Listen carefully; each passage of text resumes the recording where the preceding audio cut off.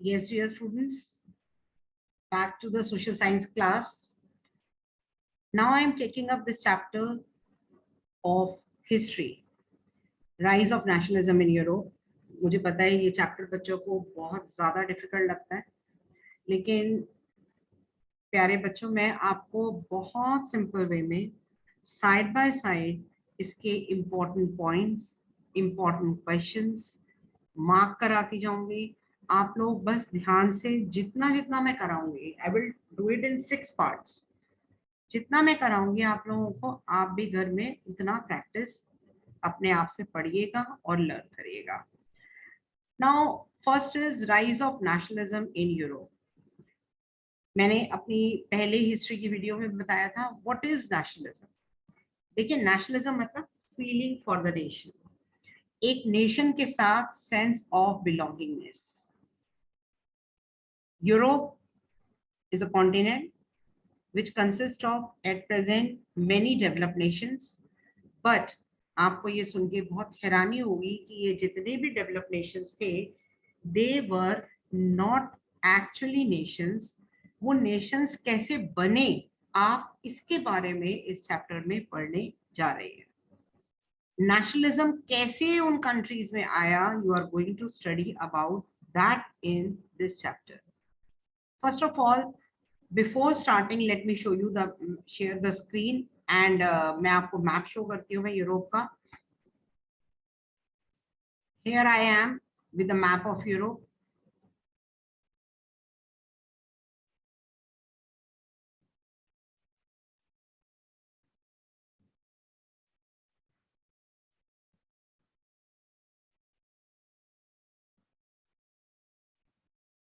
ये देखिए, ये बहुत सिंपल वे में देखिए. मुझे पता है मैप के लिए भी मैं आप लोगों के साथ सब्सिक्वेंटली कुछ लूंगी मैं आप लोगों के साथ में क्लासेस, और ज्योग्राफी के मैप भी, अदरवाइज भी मैप मैं आपको बहुत इजी वे में कराऊंगी.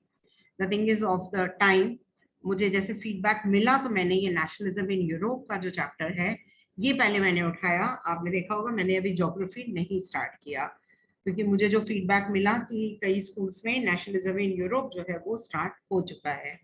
आप देखिए, ये यूरोप का मैप है, और बहुत सिंपल में मैं आपको समझाना चाहती हूँ. मैं यूरोप के मैप को बहुत डिटेल नहीं बताना चाहती, पर कुछ आपको इंपॉर्टेंट पॉइंट्स इसके हाईलाइट करना चाहती हूँ. अगर आप एक इमेजिनेटिव सी लाइन पोलैंड से खींच लें, यहाँ से ये आप कर्सर देख रहे होंगे मेरा, तो Poland towards Poland right hand side को ईस्टर्न यूरोपियन कंट्रीज हैं, लेफ्ट हैंड साइड को वेस्टर्न यूरोपियन कंट्रीज हैं. एक बात तो ये है. इस चैप्टर में जो आप पढ़ने जा रहे हैं, जो मेनली जो आप पढ़ेंगे, इटली के बारे में, जर्मनी के बारे में, फ्रांस के बारे में. ये बहुत इंपॉर्टेंट, एंड यूके, बहुत स्ट्रेंज केस ऑफ यूके पढ़ेंगे. मतलब in this chapter you are going to study mainly about the western European countries, कि उसमें नेशनलिज्म कैसे आया. अगर मैं आपको बड़ा सिंपल वे में कहूँ तो यूरोप था क्या उस समय, जब ये चैप्टर आप पढ़ रहे हैं उससे पहले यूरोप था क्या. Europe was just like a watermelon, and सारी किंग्स जो हैं वो रूल कर रहे थे. जिसके पास जितना पोर्शन आया, उन्होंने, जैसे वाटरमेलन का जितना पोर्शन जिसके हिस्से में आया, सबने वो छीन लिया. माइट इज राइट, जो पावरफुल था उसने और ज्यादा इंक्रीज कर लिया. एंड ये आप देख रहे हैं नॉर्वे, स्वीडन, फिनलैंड, ये सब स्कैंडिनेवियन कंट्रीज है, डेनमार्क. और आपको पता है हैप्पीएस्ट कंट्रीज के चार्ट में फिनलैंड, नॉर्वे, स्वीडन, डेनमार्क, इनका नंबर बहुत हाई जाता है. They are the happiest countries of the world. Now I am sharing the chapter with you. Again back to the chapter nationalism in Europe. आप देखिए, हम बात कर रहे हैं नेशनलिज्म इन यूरोप की, और मैं ये चैप्टर जो है वो, आप ये देखिए, ये एक पिक्चर है जिसमें मैं अभी वापस बाद में आऊंगी. मैं इन 1848 फ्रेडरिक सोरो, ये 1 मार्क में आता है, बहुत इंपॉर्टेंट है इसलिए मैंने इसको हाईलाइट किया है. ये फ्रेंच आर्टिस्ट थे. इन्होंने 4 प्रिंट विजुअलाइज किए his dream of world map of democratic and socialist Republic. First print जो है वो सीरीज वो शो करती है कि पीपल यूरोप के एंड अमेरिका के, अमेरिका में means north and south both, main and women, सभी एज के, सभी सोशल क्लास। आप ये देखिए वो ऐसे मार्च कर रहे हैं, अगर आप ये पिक्चर भी देखें वो ऐसे मार्च कर रहे हैं जैसे कि एक लॉन्ग ट्रेन में जा रहे हो। आप ये देख रहे हैं बहुत पीछे से ये चलती चली आ रही है, ये मैं आपको पिक्चर डिस्क्राइब कर रही हूँ, बहुत पीछे से ये ट्रेन चलती चली आ रही है, फ्लैग लेके हाथ में, और ये ट्रेन जो है वो आ रही है, और सभी क्लासेस के लोग हैं। अगर आपको 9th क्लास में आपने देखा होगा, ये देखिए कॉमन पीपल भी हैं, और अगर आप ये देख रहे हैं सेंट ल्यूटोस भी हैं इसमें, मतलब कॉमन पीपल, और साथ में कॉमन पीपल के साथ में इसमें आपको एरिस्टोक्रेट्स भी नजर आएंगे। तो ऑल क्लासेस का ये मतलब है, all classes, people of all classes, and the artist of the time of French Revolution. French Revolution वो चैप्टर जो बच्चों आप लोगों ने 9th पे पढ़ा था, अभी नेक्स्ट जो टॉपिक है वो फ्रेंच रेवोल्यूशन का ही आ रहा है इसमें। On the earth, in the foreground of the image, lie the shattered remains of the symbol of absolutist. Absolutist institution क्या होती है? Absolute, मैथ्स में भी पढ़ते होंगे आप, absolute power, a government or a system of rule जिसमें कोई रिस्ट्रिक्शंस नहीं है, on the power which are exercised, मतलब जो किंग के पास पावर है उस पर कोई क्वेश्चन मार्क नहीं लगा सकता, कोई उससे पूछ नहीं सकता। मोनार्कियल, मतलब हम सोचते थे कि हमारी कंट्री में किंग्स ऐसे नहीं, ऑल ओवर द वर्ल्ड जो भी डायनेस्टिक रूलर्स थे, जो भी ये मोनार्कियल रूलर्स थे, जितनी भी मोनार्कियल गवर्नमेंट थी, ये सब अपने सेंट्रलाइज थी। सेंट्रलाइज मतलब पावर अपने हाथ में, अपनी मुट्ठी में रखना पावर को। देन एब्सोल्यूटिस्ट, सो ये जितने भी ऑल क्लासेस, ये आपको समझ में आ गया होगा। On the earth in the foreground of the image lie the shattered remains of the symbols. आप ये देखिए, दोबारा से मैं आपको ये ले चलती हूँ, ये आप देख रहे हैं ये शटर्ड रिमेन, ये शटर्ड रिमेन्स है, ये आप देख रहे हैं, ताज, मुकुट, ये उनकी तलवारें, वेपन्स सब गिरे हुए हैं, ये आप देख रहे हैं, ये ताज है, ये सब गिरे हुए हैं, ये शटर्ड रिमेन्स फोरग्राउंड में। और remains of the symbol of absolutism, मतलब जो राजाओं का रूल था वो अब खत्म हो गया, यूरोप में नेशनलिज्म की एक लहर आ गई, और यूरोप में लोगों के अंदर एक फील आ गई नेशनलिज्म की। In Sorrieu's utopian vision, the peoples of the world are grouped as distinct nation, identified through their flags, national costume, और वो प्रोसेशन लीड कर रहे हैं, वे pass the Statue of Liberty. आप देखिए वो प्रोसेशन, मतलब जैसे जलूस जैसे कहते हैं ना आप ये, और ये देखिए ये आपको स्टैचू ऑफ लिबर्टी नजर आ रहा है, और उससे भी ऊपर आपको बड़ी इंटरेस्टिंग सी, आप देखिए ऊपर जो है आकाश में सारे एंजल्स जो हैं, ये देखिए दे आर वेरी हैप्पी, वो सब सपोर्ट कर रहे हैं इस फीलिंग ऑफ नेशनलिज्म को। तो ये एक ऐसी फीलिंग थी जिसको सभी, जिसे हम कहते हैं ना हिंदी में देवी देवता, they are supporting it. Leading the procession वे pass Statue of Liberty, United States, Switzerland, जो अब तक वो नेशन स्टेट्स बन चुके थे। फ्रांस अगर आप देखें तो फ्रांस भी, ये देखिए फ्रांस, एंड देन फ्रांस जो था identified by the revolutionary tricolour flag. Then she is followed by the people of Germany. Germany जिनका ब्लैक, रेड और गोल्ड फ्लैग है। इसी पिक्चर में मैं वापस आपको ले जाती हूँ, ब्लैक, रेड और गोल्ड फ्लैग है। देखिए बहुत जल्दी जल्दी नहीं, गोल्डन, ब्लैक, रेड, गोल्डन, ये जर्मनी सिंबलाइज कर रहा है, और उसके पीछे जो है वो फ्रांस। तो इस तरीके से एक के बाद एक जो है वो नेशंस पीछे प्रोसेशन में आ रहे हैं। And interestingly at the time when Sorrieu ने ये क्रिएट करी इमेज, जर्मन पीपल तब तक एक नेशन नहीं बना था। फ्लैग कैरी कर रहा था एक एक्सप्रेशन कि जर्मनी को भी एक होप थी कि कभी वो भी यूनिफाई होगा। Following the German people are the people of Austria, Kingdom of Two Sicilies. अभी आगे बताऊंगी मैं आपको इनके बारे में, बहुत इंटरेस्टिंग सी स्टोरीज हैं इसकी। Lombardy, then Poland, England, Ireland, Hungary, Russia, इन सब के बारे में हम बात करेंगे अभी। They have been used by artist कि सिंबलाइज करना the fraternity. Fraternity means a feeling of common brotherhood, that everyone is equal, सभी में बहुत प्यार है, भाईचारा है among the nations of the world. वो ये प्रिटेंड कर रहे हैं कि they are all together among the nations of the world. और डियर स्टूडेंट्स, आपको पता है यूरोप के कई ऐसे नेशंस हैं जो इंडिया की स्टेट से भी छोटे हैं। आप अभी मैं आपको मैप में बाद में लास्ट में क्लास एंड करते हुए मैं आपको दिखाऊंगी और अपनी बात को आपको समझाऊंगी। This chapter is going to deal with many of the issues जो सोरू ने विजुअलाइज किए हैं ड्यूरिंग 19th सेंचुरी। एक चीज और मैं आपको बताना चाहती हूँ, you must be knowing, but even then देखिए हिस्ट्री में हमेशा सेंचुरी आगे चलती है, ईयर पीछे। फॉर एग्जाम्पल हम ईयर जो भी हम ईयर लिखते हैं 2020 जो लिखते हैं हम एक्चुअली में 21st सेंचुरी में है। ये 19th सेंचुरी का मतलब है we are talking about year 1800। हम जो साल की बात कर रहे हैं वो है 1800। So during 19th century nationalism emerged as a force which brought about sweeping changes in political and mental world of Europe. The end result of these changes was emergence of nation states in place of multilingual dynastic empires of Europe. Concept and practices of modern state जिसमें centralized power sovereign control में, अब इस sentence का क्या meaning है? Concept and practices of modern state मतलब modern state का क्या कॉन्सेप्ट था, क्या उसकी प्रैक्टिसेस थी? ऐसी स्टेट पहले जहां पर सारी पावर सेंट्रलाइज थी, सोवरेन कंट्रोल में थी। सोवरेन कंट्रोल मतलब किसी एक सुप्रीम पावर के अंडर थी, ओवर अ क्लियरली, और उसकी वेल डिफाइंड टेरिटरी है थी, had been developing over a long time. और यूरोप में ये बहुत सालों से राजाओं का रूल चलता चला आ रहा था। But a nation state was one in which, nation state मतलब पहले डायनेस्टिक रूलर्स थे, और वो डायनेस्टिक रूलर्स जिनके पास पावर सारी उन्होंने अपने कंट्रोल में रखी हुई थी, उनका सोवरेन कंट्रोल था, सुप्रीम कंट्रोल था।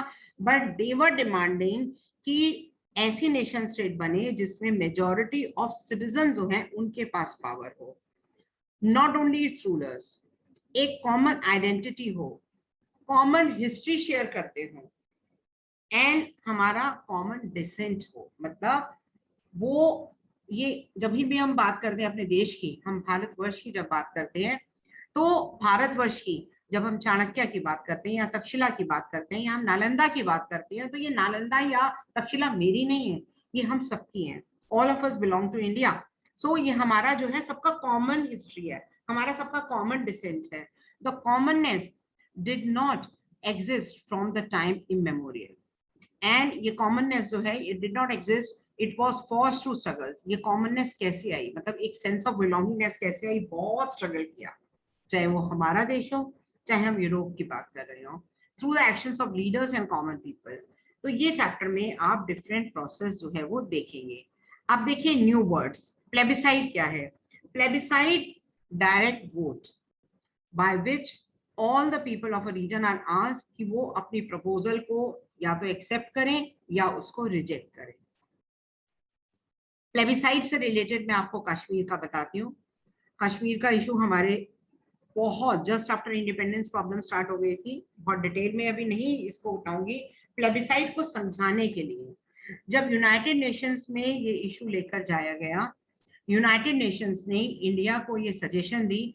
कश्मीर फाइल्स पिक्चर तो आप लोगों ने देखी होगी सभी स्टूडेंट्स ने, तो अगेन मैं बहुत ज्यादा उसके डिटेल में नहीं जा रही हूँ, बट आपको प्लेबिसाइड समझाने के लिए मुझे थोड़ा सा हिस्टोरिकल बैकग्राउंड ये देना पड़ेगा। यूनाइटेड नेशन से जब ये कश्मीर का इशू गया तो ये बात हुई कि कश्मीर में यूनाइटेड नेशंस ने, जिसे कहते हैं ना, एब्रप्टली ये सजेशन दिया कि प्लेबिसाइड होल्ड करो कश्मीर में। और वो टाइम था जब कश्मीर से सारे हिंदू जो हैं वो पलायन कर चुके थे, वो कश्मीर छोड़ के जा चुके थे due to the terrorism. And recently भी आप न्यूज में देख रहे होंगे कि एक टीचर को, बच्चे को किस तरीके से मारा है। यूनाइटेड नेशन ने जब ये सजेशन दी कि एक प्लेबिसाइड होल्ड करो, एट दैट टाइम वो टाइम बहुत सही नहीं था। India refused it, that this is not the right time.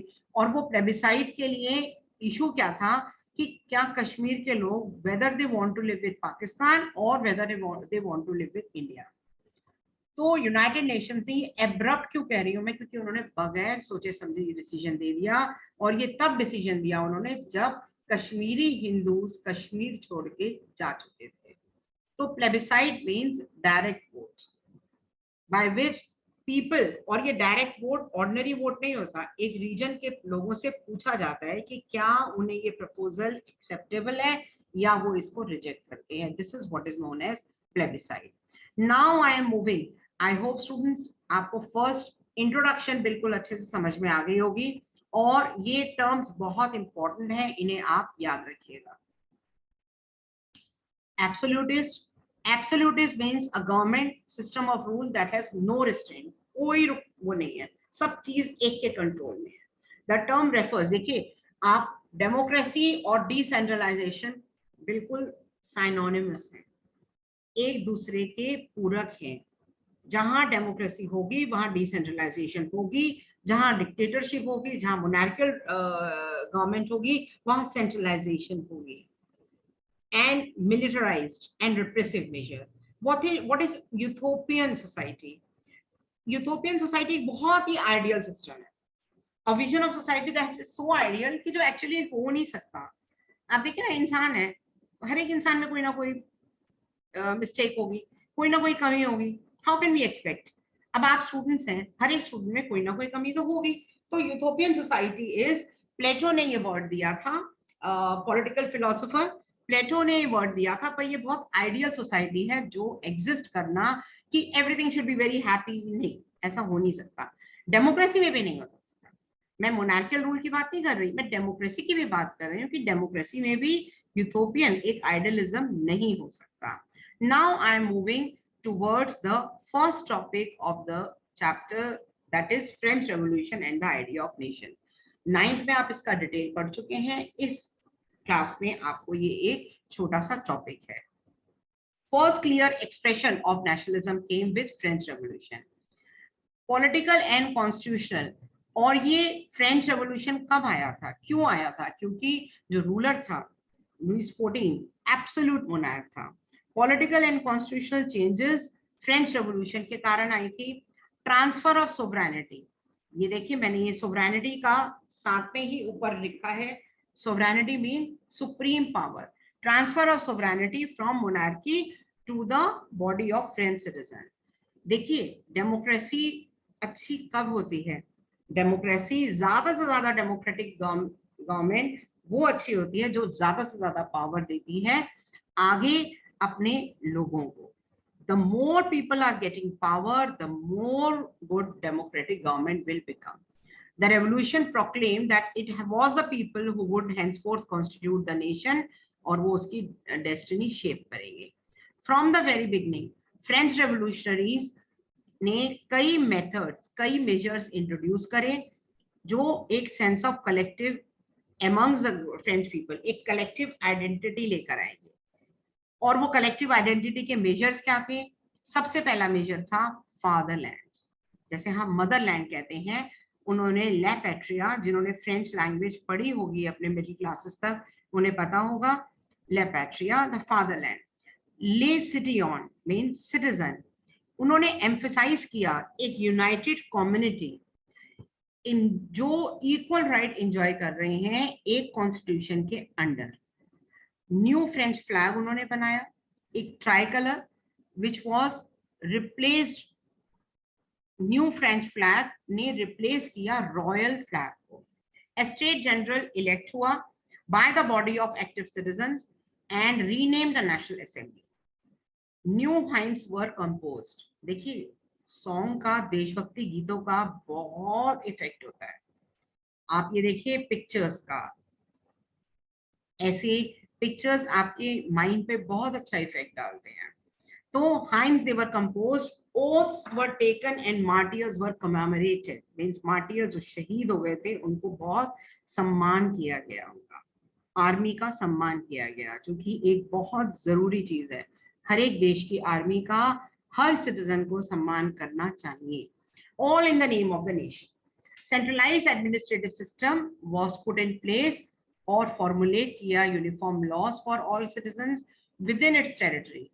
Internal custom duties abolish करी गई, uniform system of weights and measurement आया, इंटरनल कस्टम ड्यूटीज और ड्यूज जैसे अब जीएसटी की बात कर लें एबॉलिश करी गई, and they were uniform system of weights and measures was adopted, sorry. Regional dialects were discouraged. Regional dialect मतलब आपस में जो एक रीजन में जो बात करने का तरीका था उसको डिस्करेज किया गया, as it was spoken and written in Paris and became the common language. French जो है वो कॉमन लैंग्वेज बन गई। एक बार और मैं रिपीट कर रही हूँ, ये बहुत इंपॉर्टेंट क्वेश्चन है ये, और ये क्वेश्चन क्या बनता है, क्वेश्चन बनता है that describe the measures which were adopted by during French Revolution to bring a sense of collective belongingness in France. और एक बार और मैं रिपीट कर रही हूँ, ये in this paragraph there are round about 8 to 10 measures, आपको मैक्सिमम आप 5-6 याद कर लीजिए, बहुत है। तो सबसे पहले सेंस ऑफ कलेक्टिव बिलोंगिंगनेस आई, idea of la patria fatherland, citizen, एक नेशन ऑफ यूनाइटेड कम्युनिटी जिसके पास पूरे इक्वल राइट्स हों और एक कॉन्स्टिट्यूशन बना हो। देखिए कॉन्स्टिट्यूशन की इंपॉर्टेंस बहुत ज्यादा होती है डियर स्टूडेंट्स। आपको 10th में क्या सिलेबस आ रहा है आप नेट पे सर्च कर सकते हैं। कोई टीचर ये नहीं कहती कि आप सोशल साइंस पढ़ के आइए, they all give a prescribe syllabus. आपका चाहे वो क्लास टेस्ट हो, डिवीजन टेस्ट हो, हर जगह एक प्रिस्क्राइब सिलेबस दिया जाता है। In the same way constitution में प्रिस्क्राइब है कि क्या क्या राइट्स हैं सिटीजन्स के पास। New French flag, another point is new French flag, the tricolour was chosen, the estate general was elected by the body of active citizens, then active citizens और उसको रीनेम किया गया नेशनल असेंबली। न्यू हाइम्स जैसे देशभक्ति गीत, अब देशभक्ति गीत सुनने में तो आपको बड़ा वो लगेगा पुराना सा, बट आप देखिए आप जब नेशनल एंथम अगर बहुत से गाते हैं तो गूज बम्स खड़े होते हैं। आप कोई मूवी देखिए, चाहे वो ये उरी पिक्चर हो या कोई भी ऐसी मूवी हो जो आपके अंदर वाकई में चक दे इंडिया हो, या ऐसी कोई भी मूवी हो जो सेंस ऑफ बिलोंगिंगनेस लाती है, innumerable movies are being made, तो ये आपको बहुत एक्साइट करती हैं, अपने देशभक्ति की फीलिंग ऑटोमेटिकली आ जाती है। तो oaths taken and martyrs commemorated all in the name of nation, ये सब नेशन के नाम पे। centralized administrative system was put in place, formulated uniform law। आप देखिए अभी भी हमारे देश में भी यूनिफॉर्म लॉ की आप बार बार बात सुनते होंगे, तो यूनिफॉर्मिटी देखिए बहुत जरूरी है। आप एक स्कूल को, किसी भी स्कूल को आप बिलोंग करते हैं आप, तो आपकी एक क्लास में आप बैठे हैं, सबकी यूनिफॉर्म एक जैसी होती है, सभी एक सिस्टम को फॉलो करते हैं जो एक स्कूल प्रोवाइड करता है। तो uniformity is very important thing my dear students. तो uniformity of for all citizens with in its territory. Internal custom duties मतलब पहले यूरोप में क्या होता था, अभी आगे इस चैप्टर में पढ़ाऊंगी मैं बाद में सब्सिक्वेंटली, कि हर एक थोड़ी थोड़ी जगह पे ड्यूटीज वगैरह टैक्सेस चेंज हो जाते थे। तो इंटरनल कस्टम ड्यूटीज एबॉलिश कर दी गई, uniform system of weights and measures लेकर आया गया। आप देखिए आप पूरे इंडिया में पेट्रोल अगर भरवाते हैं तो किस यूनिट में, लीटर में, सब्जी खरीदते हैं तो ग्राम, किलोग्राम ऐसे खरीदते हैं आप। तो this is called uniform system of weights and measurement. Regional dialects were discouraged and French it was spoken and written in Paris। French language को एक नेशन की कॉमन लैंग्वेज बनाया गया। रेवोल्यूशनरीज फर्दर डिक्लेयर ये एक that it was a mission and the destiny of the French nation कि वो liberate करे, आपको उन जंजीरों से खोल दे, the people of Europe from despotism। Despotism again is a word which is associated with monarchy। Despotic, monarchical, aristocrat, ये सब बिल्कुल मिलते जुलते शब्द हैं जिनका मतलब है power in one hand or a group of people or in the hand of group of people, and in other words to help other people of Europe।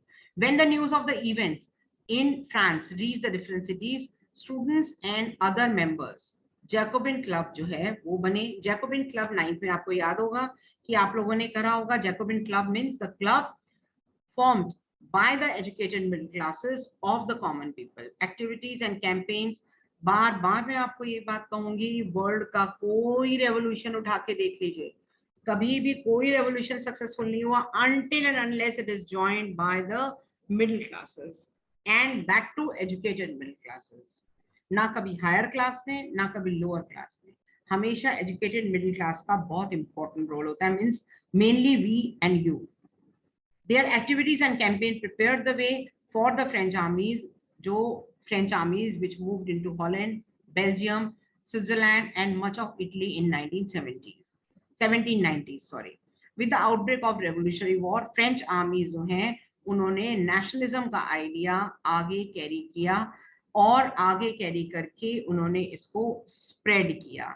ये देखिए, ये एट दैट टाइम 1815 में Europe after Congress of Vienna, ये देखिए Spain, France, ये Netherlands and ये सारा, ये देखिए डिफरेंट मैप है, और ये सारा ऑटोमन एम्पायर है जिसपे पहले खलीफा रूल कर रहे थे, बाद में फिर इस पे रूल करने के लिए जो आए थे, ही वाज एक्चुअली ब्रिटिशर्स ने इसको कंट्रोल कर लिया था.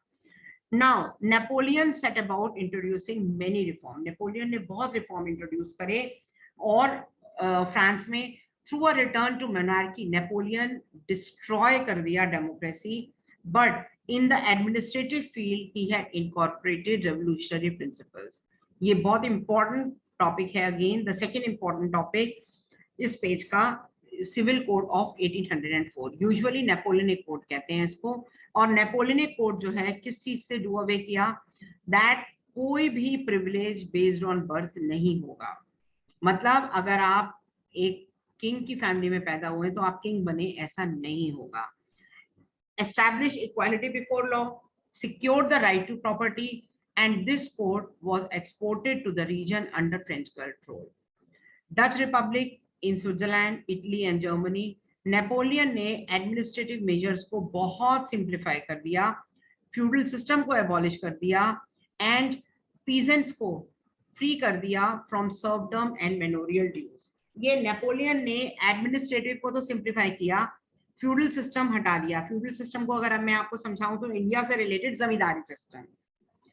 सारे पीजेंट्स को सर्वडम एंड मेनोरियल ड्यूज से, सर्वडम का मतलब है एक तरीके से गुलामी, that they were working under the feudal lords, उनके घरों में काम करते थे and they were not getting any wages for that in return sometimes and they had to pay the dues. So all these manorial dues जो है वो इनके माफ कर दिए. ये वही ड्यूज है जिसकी डिमांड पीजेंट्स ने सिविल डिसोबीडियंस मूवमेंट में कांग्रेस से करी थी. मैं आपको कोरिलेट कर रही हूँ. मैं in the towns also guild restriction remove कर दी. गिल्ड क्या होती है? गिल्ड होती है जो आपस में ट्रेडिंग एसोसिएशन अपनी ग्रुप फॉर्म करती हैं, उसको गिल्ड कहते हैं. ट्रांसपोर्ट कम्युनिकेशन सिस्टम इंप्रूव किया गया. Peasant, artisan, workers and new businessman, ये सब जो हैं they enjoyed a newfound freedom. मतलब जो educated middle class थी, businessmen and small scale producers of goods in particular, they began to realize that uniform laws, standard weights and measure, common national currency, इससे उनकी goods move करना आसान होगा. आपको शायद ये चीज अभी समझ में नहीं आई. अगर मैं आपको सिंप्लीफाई करके समझाऊं, आप देखिए पूरे देश में करेंसी हमारी एक चलती है. आप ये सोचिए कि पंजाब में अलग करेंसी, यूपी में अलग करेंसी, तो फिर वो देश ही क्या हुआ? आप समझ रहे मेरा मतलब? तो यूनिफॉर्म सिस्टम जो है वो इसलिए बहुत जरूरी है. आपको हर स्टेट में जाकर करेंसी चेंज नहीं करानी पड़ती. In areas the reaction of local population French rule पे बहुत मिक्स था. Initially in many places such as Holland and Switzerland as well as in certain city Brussels जो बेल्जियम की कैपिटल है, जिसके बारे में आपने पहले भी पावर शेयरिंग चैप्टर में भी मैंने बताया था आप लोगों को. And Brussels, Mainz, Milan and Warsaw, French armies जो हैं they were welcomed as the harbingers of liberty. मतलब इनिशियली उन्हें बहुत ज्यादा वेलकम किया गया कि जैसे कि कोई वो लिबर्टी का बहुत ज्यादा एक मैसेज लेकर आई है, एक पैगाम लेकर आई है, मैसेज लेकर आई हैं. तो उनको, बट उनका धीरे धीरे करके, ये आप देख रहे हैं ये figure 5, courier of Rhine and loses all that he has on this phone. पर धीरे धीरे करके लोगों का इंटरेस्ट लूज हो गया. That increase taxation, censorship, force conscription into French armies, ये required to conquer the rest of Europe, all seem to outweigh the advantages of administrative changes. मतलब नेपोलियन में नो डाउट उसका एडमिनिस्ट्रेशन सिस्टम बहुत अच्छा था और बहुत इंपॉर्टेंट, एग्जाम के अकॉर्डिंग भी ये बहुत इंपॉर्टेंट टॉपिक है ये. बट एंथुजियाज्म, मतलब उनकी एक्साइटमेंट सब क्यों इतने खत्म हो गई? बिकॉज न्यू एडमिनिस्ट्रेटिव चेंजेस तो हुई, पॉलिटिकल फ्रीडम नहीं मिला लोगों को. मतलब Napoleon was actually a disguised despotic ruler. मतलब नेपोलियन भी एक छुपा हुआ एक डिक्टेटर था. ये लोगों को धीरे धीरे समझ में आने लगा क्योंकि टैक्सेशन इंक्रीज कर दी, सेंसरशिप लगा दी, फोर्स कॉन्स्क्रिप्शन, जबरदस्ती छीनना, it was being done and all seem to outweigh the advantages. अभी मैंने आप लोगों को कहा था कि मैं आपको यूरोप के मैप में आपको बताऊंगी कि कौन सी कंट्रीज हैं. कुछ कुछ ऐसी एक दो एग्जांपल दूंगी मैं जो हमारी स्टेट से भी छोटी हैं. बेल्जियम आप देखिए,